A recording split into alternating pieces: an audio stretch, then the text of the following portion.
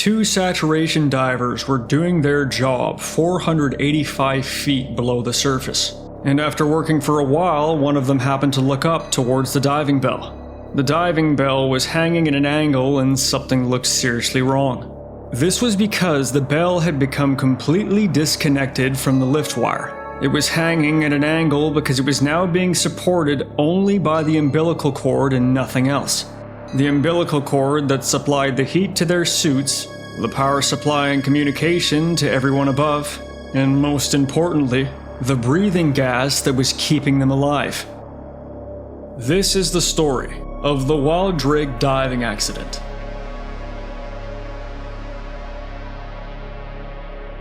Our setting takes place in the North Sea of Scotland, between July and August of 1979. This is the Wildrake. It's a diving support ship with a built-in saturation diving system. It's equipped with a detachable diving bell and it has a decompression chamber on board. For those that aren't familiar with saturation diving, divers will be put into a chamber for several days which slowly increases in pressure. This process also saturates their tissues with the breathing gases they'll be inhaling, and it prepares their body's pressure for the depth that they'll essentially be living in for the next 28 days. 28 days being the standard length for saturation dives.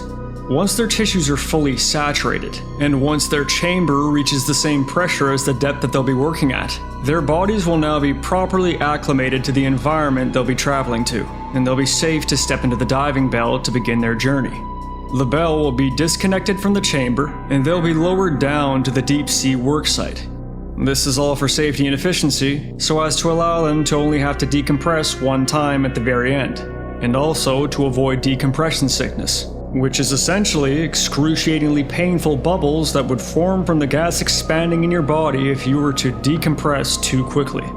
The saturation divers from the Wildrake were preparing something called a salm for transportation.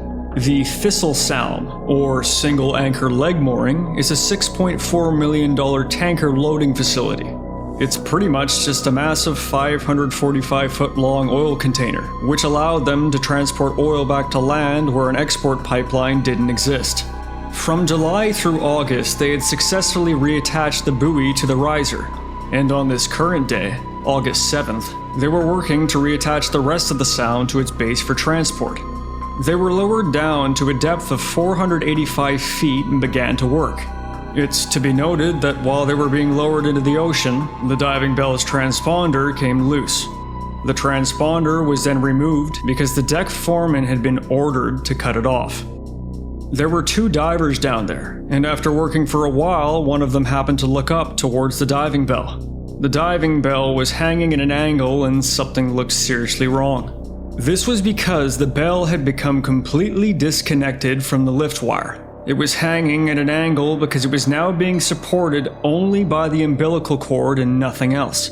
The umbilical cord that supplied the heat to their suits, the power supply and communication to everyone above, and most importantly, the breathing gas that was keeping them alive. They're 485 feet down, floating in the dark and vast expanses of the ocean. They don't have a transponder, and this umbilical that they were now hanging by now served as the only thing that was keeping them connected to the ship. The only thing keeping them from being lost in the ocean. The diver that witnessed the issue reported the emergency, and climbed back into the diving bell, sealing it shut. Once the ones above were aware, they began to try to solve the issue as quickly as possible. Back up on the Wildrake, the dive superintendent and dive supervisor were under the impression that the umbilical winch was the backup measure for bell recovery. They were unfortunately incorrect with their assumption. The same company that had certified the ship and its diving system did not certify the umbilical winch for bell recovery. They attempted to raise the bell by its already damaged umbilical, and their only lifeline got jammed in the winch while on its way up. Having failed down that avenue, they tried to raise the bell with the ship's crane. That sadly didn't work either. This secondary plan damaged the umbilical way more than it already was to begin with. So damaged it was to the point that power and hot water were now cut off from the divers entirely. Radio transmissions to and from the bell were now very faint, and it was decided that the bell would be lowered to the ocean floor while they figured out how to retrieve them. In the diving bell, they sat at a depth of 522 feet, and they did the only thing that they could do. They waited helplessly for people to come rescue them. Another diving vessel named Stena Wilder came along to assist. The plan that they had come up with was to have Stena Wilder's divers go down and attach a guide wire to the diving bell. Then they would use the wire to guide the Wildrake's crane hook down to the bell. Then all the rescue divers would have to do is connect it to the bell and they'd be pulled back up. It's now been roughly 4 hours since the problem was noticed. Stena Wilder's diving bell and its 2 divers begin their descent.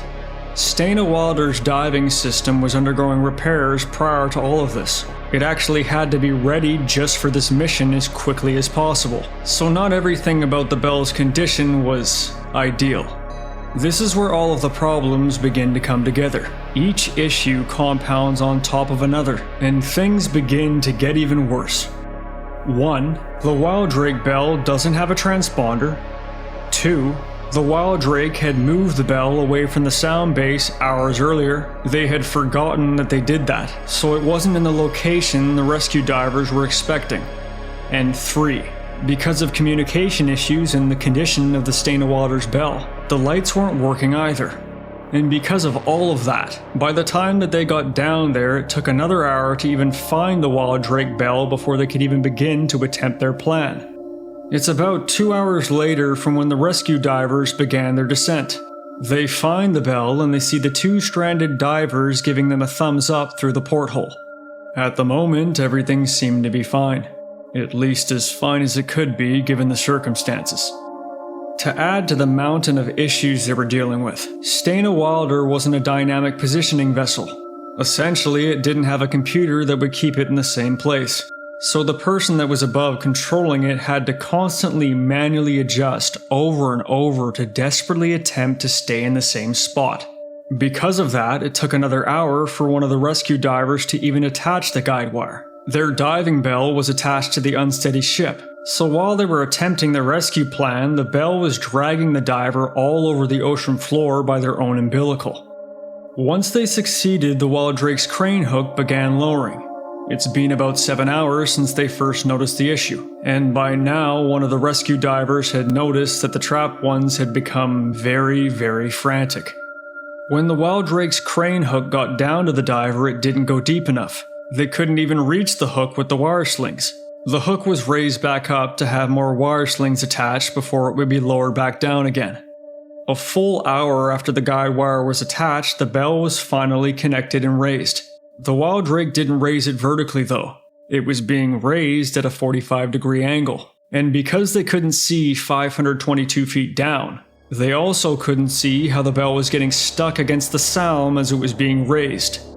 The wire sling snapped. The bell sank all the way back to the bottom, and before they knew it, the bell was lost again. They only realized this when the cable emerged with nothing connected to it. And by now, it's been 10 hours since the initial problem occurred. When the divers found them again, they could see that they had tried to cut the ropes to the drop weights so that the bell would rise to the surface, but they had failed.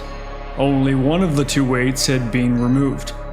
They could also see that the other divers were nearly dead at this point. After roughly 14 tiring hours trying to save them, the original 2 divers were at the point of exhaustion and they were brought back up and were replaced by 2 other divers. Just after 19 hours from the first signs of the issue, they were taken out of the ocean and finally connected back to the Wildrake saturation system. They had somebody placed into saturation to check on the 2 divers, but it was already too late.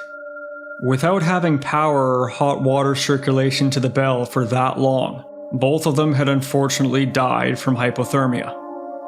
It's to be noted that at a time before they were sent down, several changes were made to the diving bell.